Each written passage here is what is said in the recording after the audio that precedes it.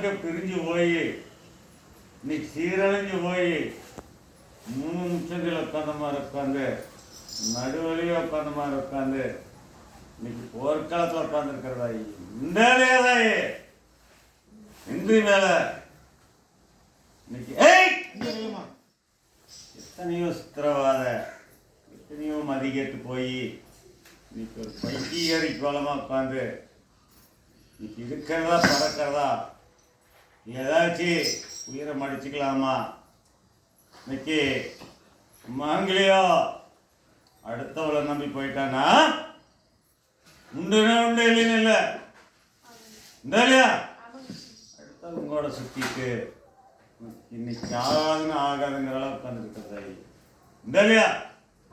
இதில் சேர்த்தி கொடுத்தா எனக்கு என்னதாய் பண்ணுவேன் ஓடுறா